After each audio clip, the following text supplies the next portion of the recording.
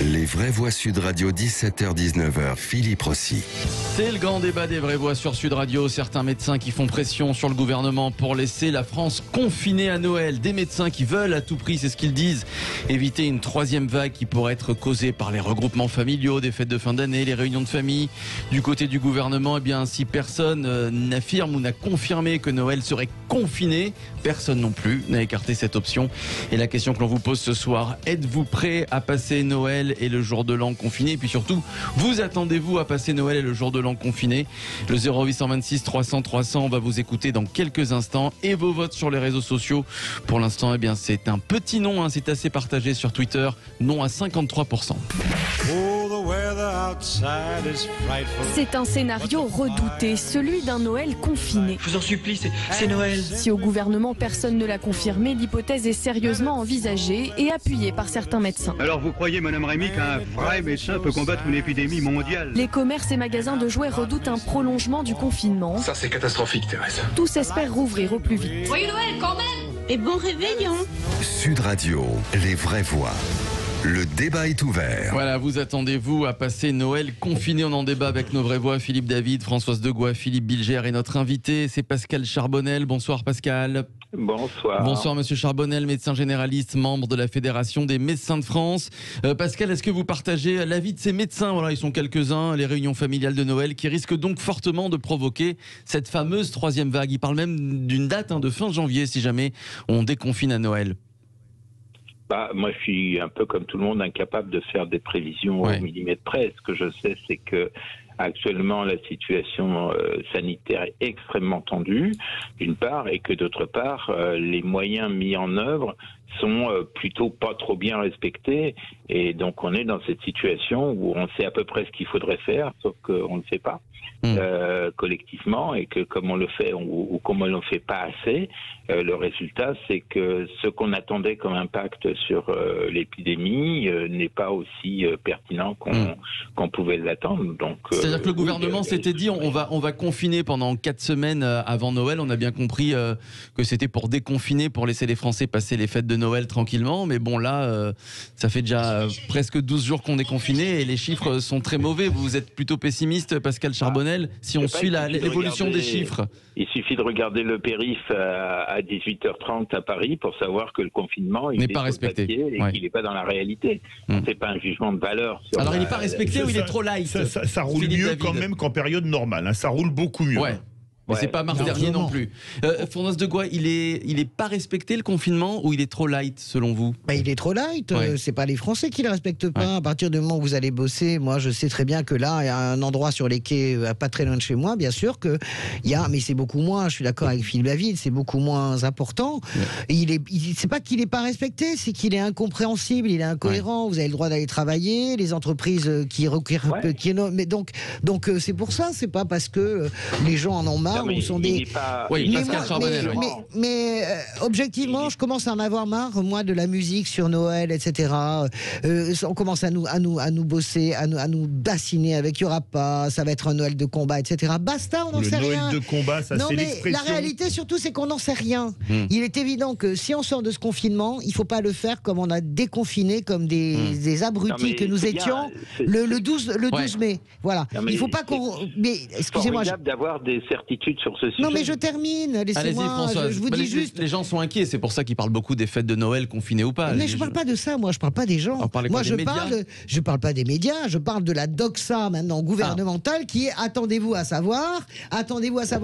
Écoutez, on n'en sait absolument rien, ça vous savez, ce genre de conneries, ça fait flipper tout le monde. Moi, ma mère elle a 84 ans et c'est le cas de plein de gens, tout le monde se dit mais qu'est-ce qu'on va faire pour Noël? On n'en sait rien. Et il est pas qu'est-ce que ça veut dire un Noël de combat? Qu'est-ce que ça veut dire les fêtes? Ça veut dire peut-être qu'on sera restreint, des fêtes restreintes. Voilà, mais c'est plus simple et moins anxiogène de dire ça va être restreint que Noël confiné. Noël ci, Noël là. Basta, Pascal Charbonnel, et juste après je donne la parole à Philippe Bilger et Philippe David. Pascal Charbonnel, vous vouliez réagir au propos de Françoise? Parce que moi effectivement personne n'a de certitude, mais les rares certitudes qu'on a sont pas suivis d'effet parce que on pense que effectivement c'est réservé aux autres, etc. Il y a une étude qui est parue ce matin qui dit qu'il y a 3 endroits où on s'infecte, c'est les bars, les restaurants et les réunions de famille. Ouais. C'est scientifiquement démontré. Sauf que quand on dit ça, on nous dit ouais mais nanana. Non, je crois pas. Moi, je pense que les gens, si on leur dit de faire Noël avec des masques, ils feront Noël avec des masques. Ah bon, vous êtes sûr? Mais moi, j'en suis certaine. Ah ben, absolument. Et en plus de ça, les données sur les endroits de contamination sont absolument nullissimes. Là, mais c'est exactement ça. On est en plein dans le débat. C'est-à-dire qu'effectivement, on s'en contamine partout. Sur les médias qui se permettent de dire que les données scientifiques sont nulles. J'ai pas dit ça. Non. Les médias le disent. Non. Pascal, moi je dis pas ça. Je dis pas que les données sont nullissimes. Je dis par exemple que Blanquer a menti sur la contamination à l'école. Il y a beaucoup, mais c'est ça dont je vous parle, moi. Il y a beaucoup plus de contamination à l'école qu'on ne veut le dire. Il y a beaucoup plus de contamination dans les cantines scolaires et dans les cantines sur le lieu de travail qu'on ne veut le dire. Moi, je dis pas. Moi, je suis à fond pour la sévérité. Je pense qu'il fallait un confinement beaucoup plus dur. Tout le monde est témoin sur ce plateau. Mais on peut pas. Donc, on n'a aucune étude scientifique qui dit qu'il y a des contaminations. Oui, alors on va avancer. C'est pas vrai. Lisez l'IB de ce matin, c'est pas vrai. Philippe Bilger, dites-moi, est-ce que, comme Françoise, vous pensez que si on demande aux Français de mettre des masques pour Noël, ils suivront la règle, Philippe Bilger, ou pas? Mais sur un plan général, docteur, je n'ai jamais eu le sentiment, depuis le début, qu'il y ait eu un partage très clair et très net entre une science médicale qui éclairait sur le plan sanitaire et un pouvoir politique qui décidait. Est-ce que vous n'avez pas l'impression au sujet de Noël, précisément, qu'on a des médecins qui cherchent un tout petit peu à sortir de leur rôle en voulant imposer aux politiques des précautions pour aboutir à un Noël extrêmement restreint? Qu'en pensez-vous? Moi, j'ai un avis qui est fondé sur les données que je connais de la science. Je passe environ 1 heure par jour à les lire, ce qui est quand même beaucoup dans une semaine de généraliste. Et après, le politique prend des décisions, mais qui prennent des décisions sur des données scientifiques. Ils ne prennent pas sur des décisions, sur des avis qui circulent dans les couloirs. Mon collègue Vargon disait l'autre jour, on retrouvait ces gens-là au bistrot, maintenant on les retrouve partout. Oui, mais bon, Vargon, quel est l'encouragement que peut donner ce médecin? Moi, je l'entends. Hein. Ce médecin, il est tout le temps en train d'insulter tout le monde sur sa scène. C'est un urgentiste. Il est probablement un très bon. Non, mais écoutez-moi. On parle de données scientifiques. Je suis d'accord. Je suis d'accord avec ce que vous dites. Mais moi, je suis d'accord. Moi, je suis pas dans le camp des gens qui disent on sous-estime cette épidémie. Bien au contraire. Moi, j'aurais été pour un confinement beaucoup plus dur, beaucoup plus sévère, beaucoup plus strict, avec les gens qui vont pas bosser, par exemple. Donc, je suis pas dans cette catégorie-là. Je dis juste qu'à un moment donné, la parole médicale aussi, elle est débile. C'est-à-dire que vous avez le docteur. Non, mais pas vous. Je suis pas venu pour me faire traiter. Non, mais Pascal Charbonnel, ce qu'elle veut dire, c'est que c'est vrai qu'on a des avis souvent différents. C'est pas ce que je dis. On devient tous fous. La parole des journalistes, tout confondu, il y a quand même des choses qu'on pourrait reprendre. Pascal Charbonnel, je parle pas de vous, je dis qu'il y a à un moment donné, il y a un concours. Non, mais je peux pas vous laisser dire la parole médicale, elle est débile. La phrase en tant que telle, ça montre exactement les difficultés qu'on a actuellement. Écoutez, arrêtez. Vous voulez qu'on reprenne? Écoutez, Pascal, est-ce que vous voulez qu'on reprenne la somme des ordres et des contre-ordres qu'il y a eu sur l'ensemble des plateaux? Écoutez, moi je fais des plateaux télé 4 fois par semaine. Donc je suis désolé. Pascal Charbonnel, je pense que ce qu'a voulu dire Françoise de Gois, et c'est vrai, Pascal. Ça nous rend dingue. Et peut-être c'est parce qu'aussi les médecins et nous, on a découvert ce virus, aussi bien les politiques que les scientifiques. Et pendant une période, les médecins nous disaient un petit peu tout et son contraire. Et c'est vrai qu'on a du mal à. On ne comprend pas pourquoi sur tel média, il y a un médecin qui dit A et dans un autre média, un autre médecin qui dit B. C'est vrai que c'est un peu compliqué pour les Français. Je pense que c'est ce qu'a voulu dire Françoise de Gois. Philippe David. C'est ce que j'ai dit. Merci de traduire ma pensée. Moi, je crois qu'il y a quand même un truc terrible, c'est la communication gouvernementale. Parler de Noël de combat. Non, mais vous vous rendez compte? J'ai l'impression que c'est le film Joyeux Noël, ça y est, Noël 1914, quand les Allemands, les Anglais et les Français sortent de la tranchée pour faire un match de foot, enfin des matchs de foot. On est dans un délire le plus total en termes de communication. Je sais pas qui conseille la communication de la majorité, mais il y a un truc impératif, c'est de changer de communicant. Parce qu'on est déjà dans un pays traumatisé par son deuxième confinement, par le terrorisme, par la crise économique, et on nous dit quoi? Préparez-vous à un Noël de combat. Mais qu'est-ce qu'on veut? Que les gens se suicident? Alors, Pascal Charbonnel. C'est pas ce qu'a dit Monsieur Véran. Ah, c'est pas Véran, je parlais d'une députée LaREM. Ah bah, le député, c'est pas la porte-parole du gouvernement. Mais elle est de la majorité. Donc, Monsieur Véran a clairement dit qu'il y avait des mesures, qu'elles étaient efficaces, et que si on s'y tenait, plus on avait une chance de pouvoir passer une fin d'année tranquille. Et il a raison, et je suis pas du tout un soutien de M. Véran, en général, vu le gouvernement auquel il appartient. Pour autant, il a le mérite de la franchise et du doute. Parce que toute personne qui a des certitudes actuellement sur ce que ça va donner à Noël... Bien sûr. C'est vrai. Mais moi, est-ce que vous n'avez pas le sentiment, honnêtement, Pascal, moi, je suis absolument persuadé que si la consigne, si on déconfine intelligemment, pas comme la dernière fois, c'est-à-dire on s'est tous laissés aller, c'est-à-dire si on déconfine graduellement, avec un couvre-feu, avec des règles, je suis absolument persuadé que les gens respecteront dans leur univers... Et dans leur... ça, je suis d'accord avec vous. Bien sûr. Mais dans leur univers familial, je pense qu'ils respecteront le masque. On va poursuivre le débat dans un instant avec vous, Pascal Charbonnel. Restez avec nous et la question que l'on vous pose, êtes-vous prêt à passer Noël et le jour de l'an confiné? 0826 300 300. On va vous écouter dans quelques instants, dans quelques minutes. Les réseaux sociaux pour voter, Twitter, Facebook.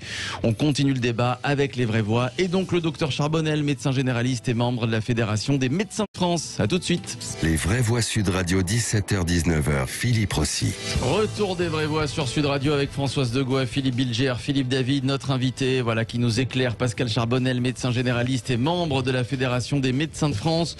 On poursuit encore pour quelques minutes notre grand débat des médecins qui tirent la sonnette d'alarme.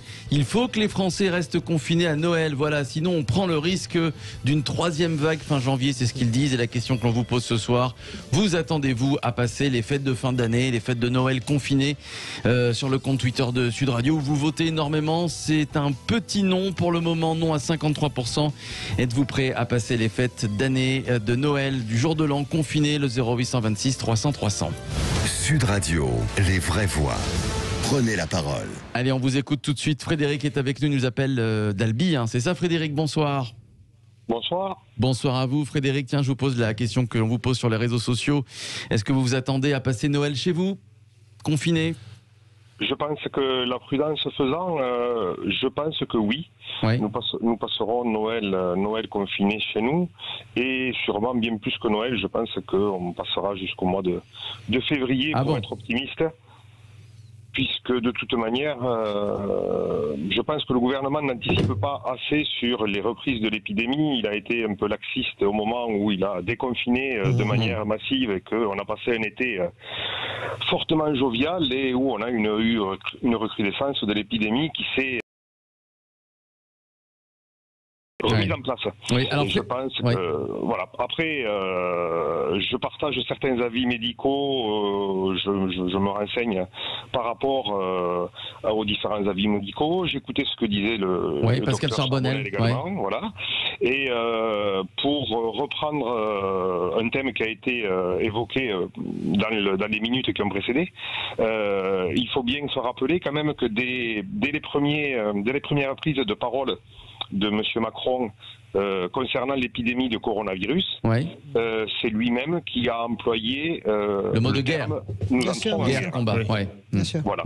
Donc effectivement, dans la communication, effectivement, peut-être qu'il y a eu une volonté de faire peur, et qu'il y a au niveau de la communication peut-être quelques ratés qui mériteraient d'être. Voilà, je pense que la population a besoin d'être rassurée, peut-être moins d'infos, moins de bourrage de crâne, et plus d'infos crédibles, parce que là, on a le sentiment d'avoir un poids au quotidien avec un maintien de la peur. On est arrivé à un stade où on ne peut pas allumer une télé, une radio si on n'entend pas le mot Covid. On a l'impression d'être dans un état où on est vraiment oppressé. Alors que bon, il faut aussi relativiser les chiffres, il faut les interpréter.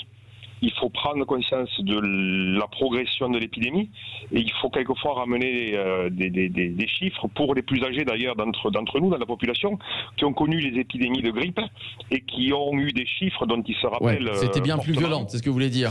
Et c'était bien plus violent. Ouais, alors juste une question à Pascal Charbonnel, puisque Frédéric, vous parliez d'un confinement, en tout cas vous attendez un confinement encore pendant de longues semaines. Pascal Charbonnel, c'est vrai que Macron, quand il a parlé à la télé pour nous annoncer le confinement il y a une dizaine de jours, il avait un objectif à atteindre, c'était de passer de 40 000 à 5 000 contaminations par jour.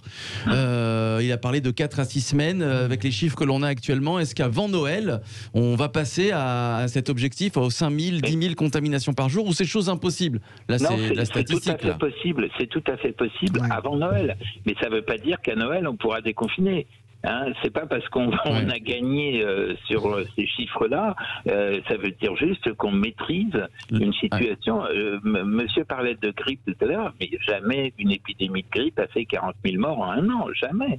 Donc effectivement, les nombres de cas sont fréquents. La grippe espagnole, il parlait de la grippe espagnole. Non, mais la grippe espagnole, c'était en 1918, et effectivement, ça a fait 60 millions de morts. Mais on est au niveau contamination dans un même rapport de force. Donc, si on fait rien en France, on va compter des millions de morts, ça c'est clair. Si on ouvre toutes les vannes des millions, Macron avait déjà dit 400 000 le jour du confinement, ça faisait peur à tout le monde. Si vous dites des millions... c'est non mais honnêtement, il a raison de dire ça. En France, non mais la modélisation... C'est pas parce qu'on dit des mauvaises nouvelles qu'on fait peur. Oui, moi je suis d'accord. Les nouvelles sont mauvaises. Donc ça, on peut le faire comme on veut, les nouvelles sont mauvaises. Et tous ceux qui disent les contraires depuis des mois et des mois, ceux qui ont dit qu'il n'y avait pas de deuxième vague, non seulement c'est des abrutis totaux, mais en plus c'est des gens dangereux, puisque pourquoi on a levé les précautions dans cet été en sortie de confinement? Parce que des abrutis ont dit, y compris dans le sud de la France avec des cheveux longs et un régécolore qui pue tout frais, de dire oui, il n'y a pas de deuxième vague. Peut-être que les Français, vous voulez dire, ont été moins responsables. Ils ont pas, attendez, parce que attendez. Vous n'avez pas envie d'avoir de mauvaises nouvelles, il faut fermer le poste de télé, regarder le taxi jaune et on parle à autre chose. Non, mais alors, Françoise de Gaulle sur Didier Raoult et juste après je suis d'accord pour dire qu'il faut regarder le réel droit dans les yeux sans aucun problème. Après, je crois absolument pas, c'est trop facile. Moi, je vois bien les clans là qui se mettent en place. C'est justement ce qui fait que les Français écoutent plus justement les médecins, parce que là, c'est le clan anti-Raoult et après vous avez le clan Bora. Mais bien sûr que si. Vous parlez de lui comme d'un abruti avec un régécolore, pardonnez-moi. Mais non, mais voilà, donc voilà. Mais je voulais juste. Est-ce que je peux terminer? Je veux terminer avec le fait que le docteur Raoult, le professeur Raoult n'est absolument pas responsable du fait que collectivement nous nous sommes tous relâchés, que nous avons tous déconfiné beaucoup trop vite, parce que le 12 mai c'était quasiment le bal du 14 juillet, c'était quasiment la libération. On a continué à s'agglutiner jusqu'au dernier moment du reconfinement sur les terrasses, sans masque, en disant fuck le virus. Et là où moi je vous rejoins, je suis d'accord avec vous, il faut affronter les choses telles qu'elles sont. Et dire les choses. Moi je pense qu'il faut vraiment les dire. Mais arrêtez de tout mettre sur le dos de Raoult. Philippe Bilger. Il ne parle pas que de Raoult, il parlait du professeur Toussaint, enfin de ce genre de médecin. Le régécolore c'est Raoult, arrêtez un peu. Philippe Bilger. Pascal. C'est ça, bien sûr. Il n'a pas de régécolore. Il n'a pas de régécolore, de Sauvazier, il a quasiment plus de cheveux, c'est pas Oh non, c'est pas vrai, il a des cheveux. Je blague. Philippe Bilger. Pascal Charbonnel. Non, mais il ne faut pas exagérer. Philippe Bilger. Je voudrais vous demander, Pascal, s'il y avait quelque chose que vous auriez à critiquer dans la stratégie sanitaire depuis le début, est-ce qu'à votre avis, le pouvoir politique, malgré sa bonne volonté, a fait une erreur que vous pouvez considérer comme capitale ou non? Oui, ne pas parler franc. Ne pas parler franc, ne pas dire on s'est planté dans les commandes de masques, on n'en a pas assez, va falloir faire 100. Et ne pas dire, comme ils l'ont dit, non, les Français sont trop bêtes, ils ne sauront pas porter un masque. La seule solution qu'il y a à cette situation actuelle, c'est un parler franc.